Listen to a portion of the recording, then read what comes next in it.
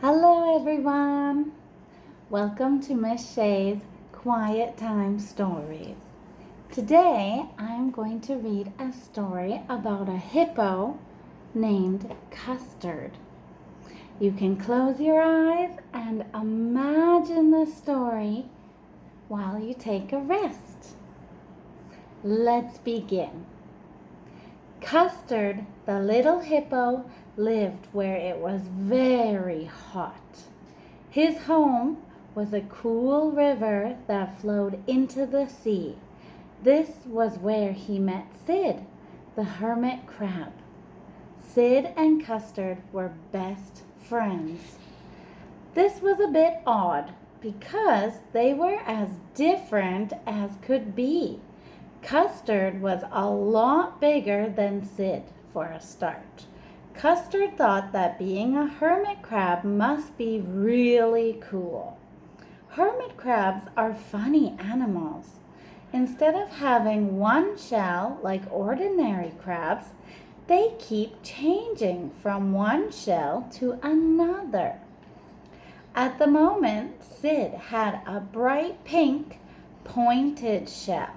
He carried it around with him everywhere he went. Custard thought this was really great. He wanted to carry his own home around with him. Then he wouldn't have to stay out in the hot sun. Hippos don't like getting hot, but there are no shells as big as a hippo, so they have to stay in the river to keep cool. "Will you help me build my own home?" Custard asked Sid one day. "Of course I will," said Sid.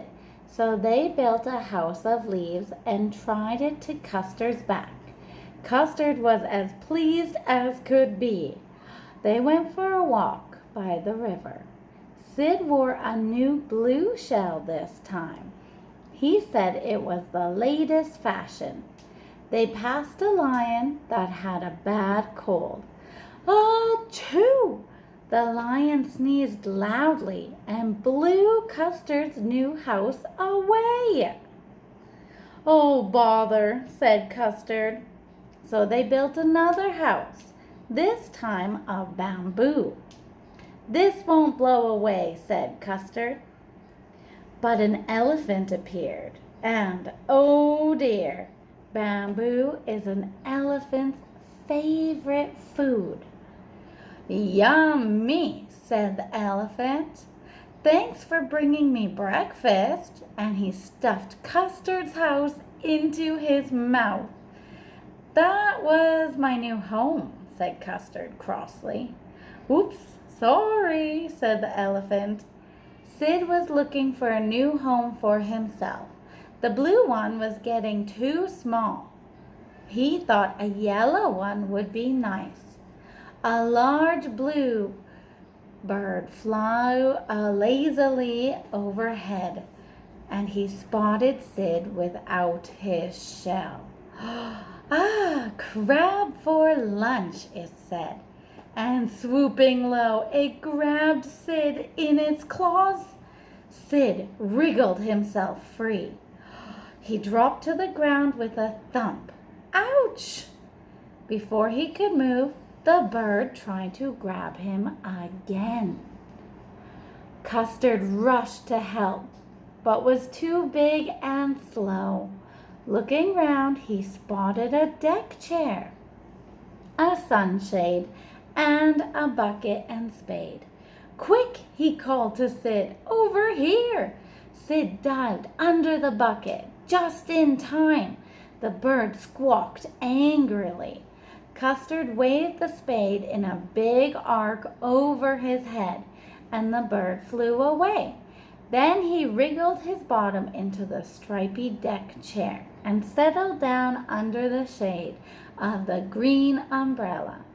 It felt nice and cool. If only his head and legs didn't stick out in front.